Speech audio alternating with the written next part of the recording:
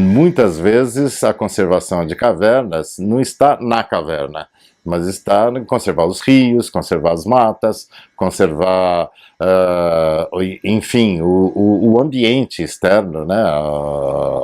Em especial a questão de flora e fauna, porque isso é fundamental para o que acontece lá dentro. Então, agora assim, no Brasil nós temos uma situação muito especial, né? Nós somos o único país democrático onde todas as cavernas são bens da União. Eu acho que essa foi talvez a maior contribuição que a gente pôde fazer no século XX para a questão não só da espeleologia, mas da conservação do patrimônio espeleológico no Brasil.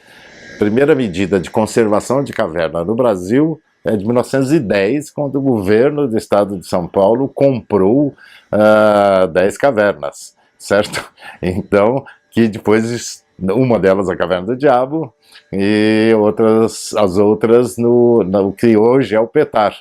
Segundo, tem um momento realmente importante que é a década de 70, a década de 80 e 90. Essas 3 décadas definiram um outro momento da espeleologia como um todo, em termos de técnica, de grupo espeleológico, bom, de tudo, do como se fazia espeleologia no Brasil.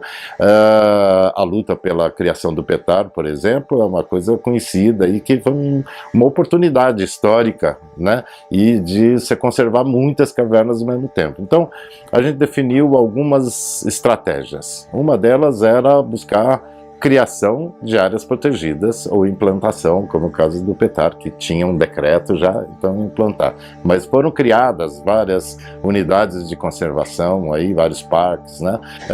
Depois tem outra parte toda que é o conhecimento.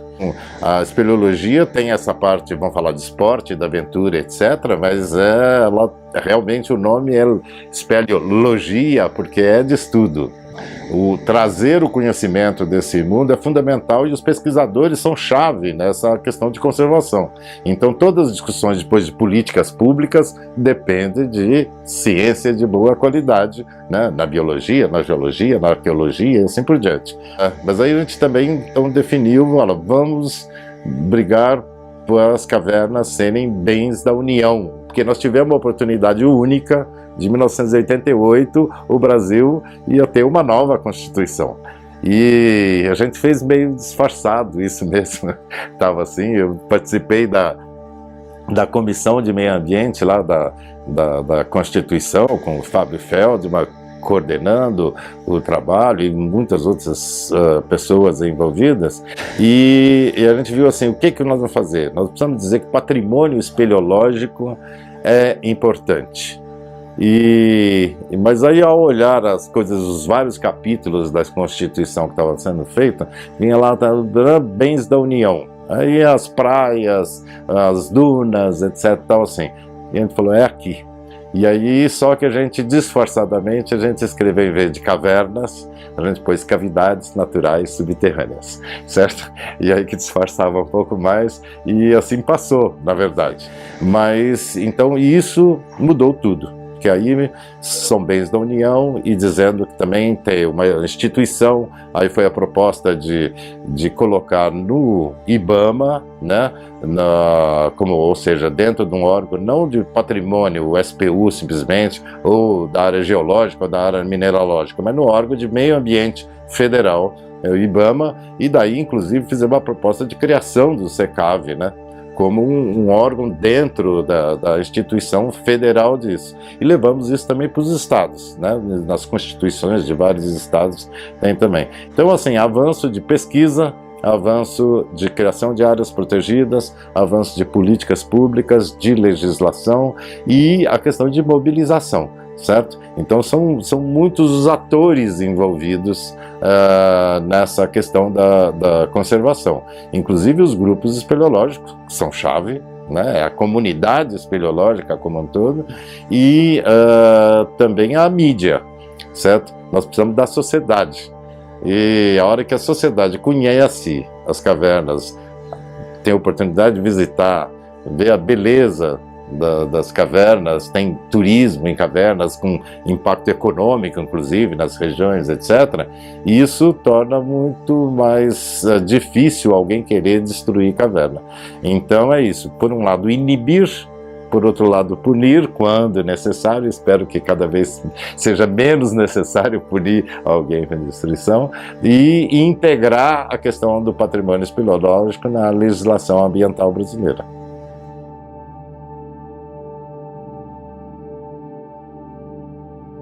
Como eu falei, a espeleologia é necessariamente não só coletiva, trabalho de equipe, mas ela é interinstitucional. Você tem que pensar que é um outro mundo que cabe todas as profissões, precisa de todas as profissões e precisa de tanto de governo como de sociedade civil, né, muito atuantes. Quer dizer, onde você tem uma espeleologia desenvolvida, onde você tem cavernas protegidas, onde você tem um turismo bem feito em cavernas, isso no mundo todo, isso é um sintoma de que houve uma interação benéfica, produtiva entre esses vários setores. Não é possível você fazer só com a academia, por exemplo, que é central para você, é o grande local onde você consegue aprofundar o conhecimento sobre as cavernas, mas não é executivo, digamos assim, como às vezes um setor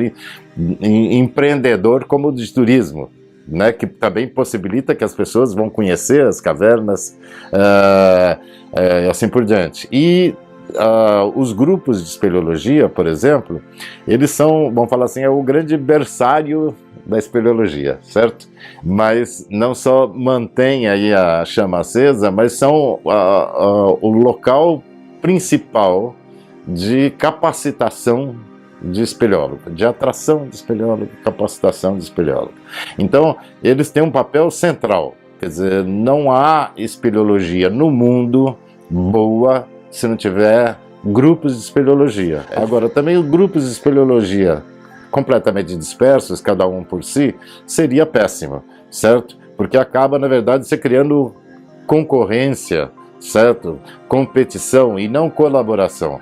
Então, para isso, você precisa ter entidades que congregam, né? Às vezes a nível estadual, às vezes a nível nacional, que congreguem esses grupos e que represente a articulação, possibilite a articulação em âmbito nacional e represente essa comunidade em âmbito internacional, né? Em caso, por exemplo, do Brasil, a SBE é essa entidade, certo? Ela é uma entidade com 51 anos, quer dizer, isso é uma história de sucesso, e que basicamente com trabalho voluntário ao longo desse tempo todo, né? E trabalhando num país com as dificuldades, as logísticas, etc., e às vezes financeiras, que tem como o Brasil, além de, obviamente, o trabalho de articulação, é um trabalho muito delicado. E, então, assim, a SBE organiza congressos, simpósios, expedições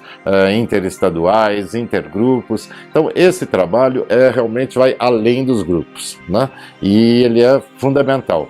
E eu acho que assim, não foram poucas os desafios para a SBE ao longo das suas 5 décadas de história aí, mas é uma história muito bonita e é uma história de sucesso, sem dúvida.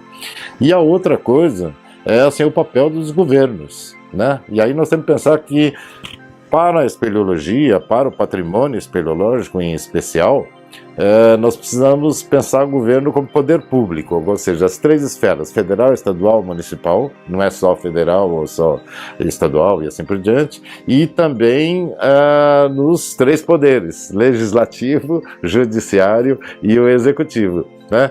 E agora, a chave para isso funcionar também é você ter, principalmente dentro do executivo, áreas específicas com essa competência, com essa atribuição, né?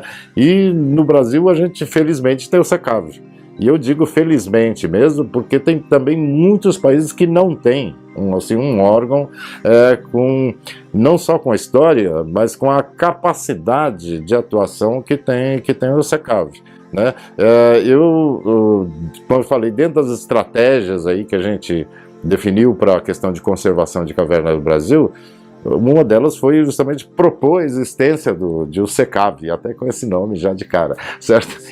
Nós tivemos sorte de ter gente, tanto na SBE, quanto nos grupos, quanto no SECAV, que compreenderam a importância do papel institucional nessas áreas. Hoje o SECAV tem um cadastro nacional que é chave, a questão das áreas prioritárias, apoio à criação de muita área protegida, quer dizer, todo o trabalho feito na parte mesmo também metodológica, na questão dos planos de manejo espeleológico, ou seja, é uma instituição chave para o patrimônio espeleológico brasileiro. E lembrando que isso também serve às vezes de modelo para outros, para estados, serve de modelo para outros países. Então, eu acho que aí nós tivemos também muita sorte, né, ao longo desse tempo. Eu falo sorte não como uma coisa assim, porque Deus quis, mas sorte de ter gente competente e com essa visão pública, tanto na sociedade civil quanto no governo.